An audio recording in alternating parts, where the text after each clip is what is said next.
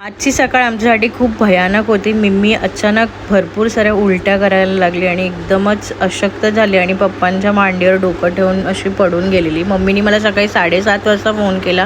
मी धावत घरी गेली आणि तिला डॉक्टरकडे घेऊन गेलो. मग तिला सलाईन वगैरे लावली आणि अशी झोपून गेलेली ती. दुपारी जेवलो, संध्याकाळी मग परत तिला एक्सरे काढायला आम्ही घेऊन गेलो. एक्सरे काढल्यानंतर ना डॉक्टरकडे जाऊन आलो. डॉक्टरनी सगळं सांगितलं आम्हाला की तिला सध्या खायला काहीच द्यायचं नाही 2 दिवस. त्यांनी जे फूड दिलं तेच द्यायचं. अशी मिमी कधीच शांत राहत नाही. ती नेहमी खेळतच असते आणि आम्हाला सगळ्यांनाच टेन्शन आलेलं. प्लीज तुमच्या डॉगला ना कधीच आपण जे खातो ते देऊ नका. कारण म्हणजे स्ट्रीट डॉगला देत असाल तरी पण आपण जे खातो ते त्यांना सूट होत नाही. मिमीला आम्ही घरचंच फूड देतो, असं काही नाही. तिला ना काल फक्त स्वीट पोटॅटो दिलं, ते तिला डायजेस्ट नाही झालं आणि तिला थोडेसे टिक्स पण झालेले, त्याच्यामुळे पण तो फीवर आला तिला.